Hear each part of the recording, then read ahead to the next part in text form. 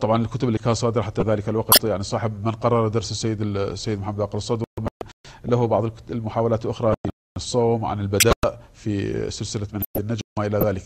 يعني كنت تعتز بهذا المعنى لو أعطاكم مجال لكي يظهر هذا المعنى للصحيح. لا، ويقال أنه ابن العالم نص عالم. بس نسأل الله أن يوفقنا لأن ننهل من هذه. لا، في تلك المرحلة أنا يعني في مرحلة ابتدائية، يعني أمام الأقران. لا، مرحلة الابتدائي. أنا أسأل عن مرحلة ما الابتدائي. بعد الابتدائي قد يكون في المتوسطة. نعم، في المتوسطة. يعني أشعرت زملائك في لا، الدرس؟ مو أشعرت، وإنما بديت مثلا أن أتكلم بعلوم الفقه، أتكلم بعلوم السيد الوالد، أو قلت ما قبل المتوسطة كانت تقية. نعم. وصغر أيضا، نعم. صغر أتكلم بالفقه وبالكذا، هم ما عندي شقاوية إلى هالدرجة. ما بعد المتوسط، ما بعد الابتدائية، نعم في المتوسطة أشعر بعض المقربين مني من الطلبة على أنه شنو، أو الطلاب، مو الطلبة، أنه أناقشهم ببعض الأمور الفقهية، يجون يسألوني في بعض الأحيان بأمور فقهية، يعرفون منشئي وعائلتي. هذا لا أكثر من ذلك. مثلا في يوم من الأيام صادف، ربما يكون هذا خلاف يعني الأجواء التقية اللي كان نعرفها جميعا في العراق، صادف أخذ كتاب من كتب السيد الوالد معك دراسة متوسطة، مرحلة المتوسطة، إلى أستاذ إلى مدرس. أصلا كتب السيد كانت ممنوعة في حتى تاريخ الله حتى تاريخ ممنوعة إلى ما بعد مرجعية السيد، إلا صارت هناك تداول بينهم. لعله السيد الوالد عنده نسخة من الكتاب في مكتبته، لو بعضها ما عنده. أنا مال حقوق الإنسان هذا السيد كان ما عنده فترة من صحيح. الآن بعدين اقتناه بعد مرجعيته، ولذلك أنا ما كنت شايفه قبل. وهكذا قلت لك الظرف يحكم بعض الأمور. نعم. هو أنا سؤال سألته قبل قليل، يعني أنتم أجبتوا عليه، ولكن حتى يتبلور الحديث حوله. نعم.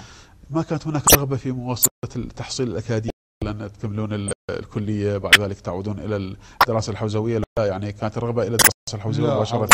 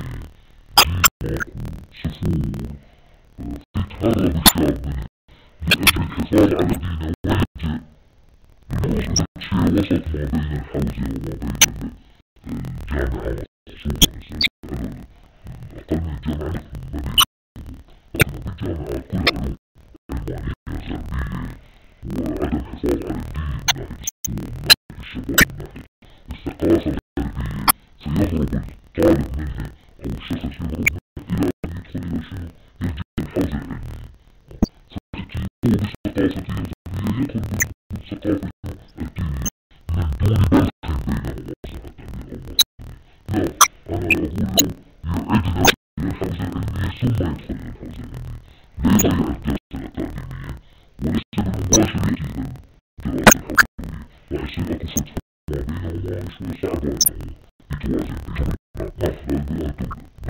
سمعت شيء سأعود معك مرة أخرى إلى أن وصلنا إلى المرحلة الثالثة المتوسط، وأنت تركت الدراسة سلك الدراسة التي وتوجهت بناء على نصيحة السيد الوزير إلى يعني فقط أعطيك دقيقة للاستراحة ولكي يعني تغير الجو يعني قليلا ثم نستكمل هذه النقطة الأقصد يعد مسار الحوزوية عن الدروس والمقدمات والأساتذة، لذلك أتوقع أنه نقف على محطة حصيبة في الحوادث في الذكريات في الأساتذة الدروس التي كانت محببة إليك.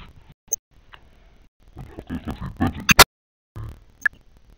السيد الوالد اقترح لي الشرايع والمنطق مضفر دون رسالة لا رأسا الإسلام ومنطق الفروض تأدب في المنزل. نعم، إلا أن كان في جامعة الصدر والجزء الأول من السنوات الثانية عند أحد المشايخ جامعة الصدر اللي هو الشيخ محمد الجواهر كان هو الأستاذ لي بالحوزة، وبقي على السيد الوالد. ومن ثم بعد ما انهيت الشرايع وكذا اقترح علي أن أدرس الأصول المظفر واللغة الدمشقية. عفوا عن بالنسبة للشرايع يعني تمت بمجلداتها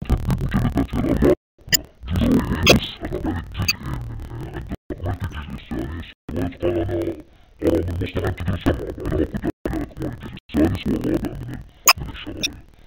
أكملت المنطق بعد أن تقدر تدرس الأصول المظفر، وفعلا بديت المظفر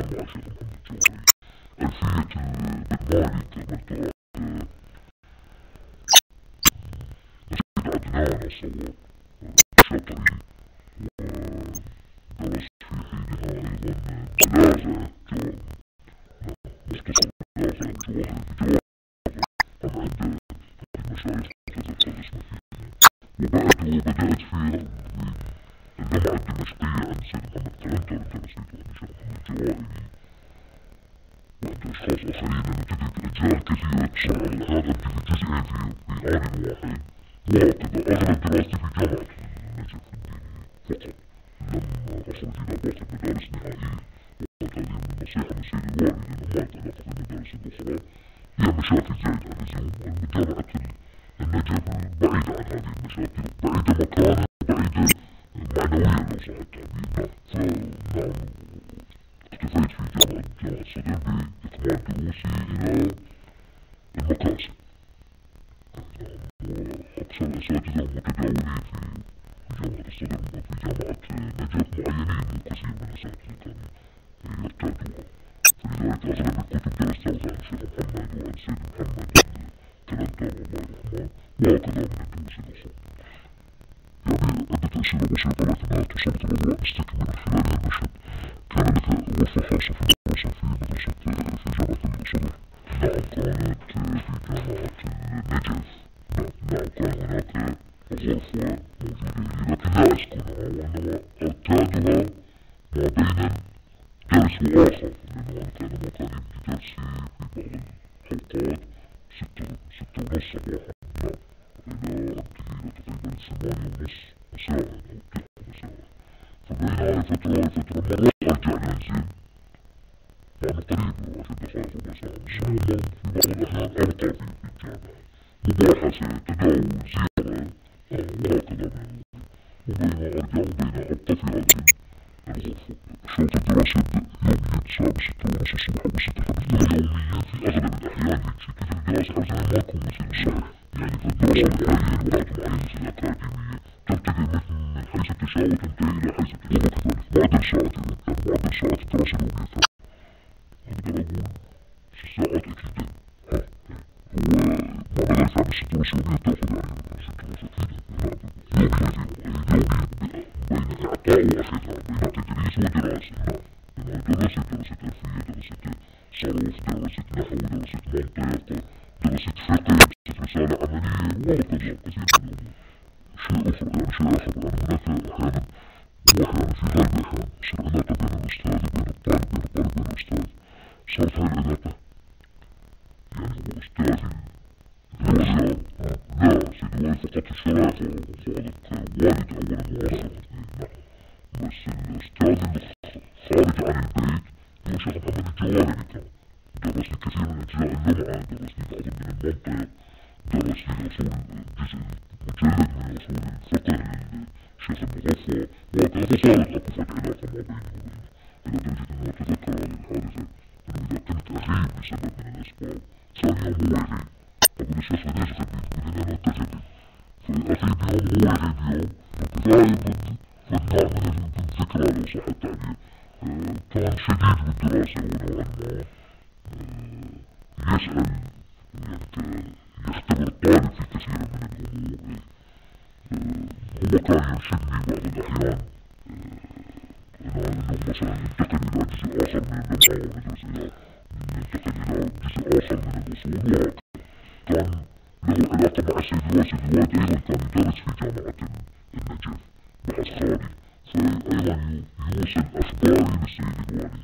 مثلا يجي أدخل في البيت في المنزل يقول لي فد حادثة معينة السيد الوالي، أقول له شو عرفت؟ يقول لي من الشيخ محمد الجواهري أخبرني تيجي أو سيد محمد كلندر وهكذا من بعض الأمور. فإذا كانت أقصر بالدرس يقول لي الشيخ، يعني هو درس الشيخ محمد يقول لي السيد الوالي إنه قصر بالدرس، فيقول لي مثلا إذا بالعكس مثلا عندي فد أشياء جيدة خبرة أنه جيد وأنه ينتقل إلى درس آخر أو شيء كذا من هو أيضا. يعني هو كنت أود أن أتساءل يعني ما في حوار مفتوح وصريح. السيد مقتدى صدر يعتبر نفسه كان طالب مثابر مجد، طالب يعني مرتخي سأل ولا أقول شيء آخر، امتزاز الحلزويات، امتزاز الأساتذتي، يعني الآن أقدر أتذكر أجلس إلى المصنف، والمصنف هو موجود يعني هو يحدثنا عن قضايا سيرة فترة طويلة من الحوزة ودراسة الحوزة، ويكون مجيد متفرغ للدرس وللتدريس. أغلب وقتي أما دراسة وأما تدريس وأما مطالعة وأما مباحثة أغلب الأوقات. حتى كان بعض الطلبة اللي موجودين في الجامعة قليلين ترى في بداية الثمانينات، مش قليلين، طلبة على مر بهم 10 صحيح، كانوا لا يفتون مثلا يخرجون طلعة سياحية وكذا يكرهوا من الشيء أقول من الدراسة. إذا نتباحث ما نتباحث ما له علاقة بكم في خارج هذا النطاق. زملاء المباحثة لعلهم من بعد مرجعية السيد الوالد الله يقدس نفسه صار أكو التقصير بالتدريس والدراسة، أما ما قبل لا كنت متفرغ تماما للتدريس والدراسة. زملاء المباحثة هم اللي موجودين في مثلا جامعة اسمها يعني إن كنت ترى في ذلك الصورة لا أخوة أتذكر منهم مثلا شخص شيخ لبناني كان اسمه شيخ علي، كان اثنين شيخ علي عصب الله موش، وواحد سيد جعفر ابن السيد المروج. بعد أكو شيوخ من الخارج ما تذكر سيد علوي من البحرين وما شاء الله كانوا ندرس سويته، قلت لك على لا تعدون العشر. ومن ثم جامعة الصدر توسعت سبحان الله، عندما توسعت كانت مرجعية السيد الوالد قد بدأت في ناحية غير منحى الدراسة والتدريس وبقائي في البوادي ومساعدة السيد الوالد في بعض الأحيان.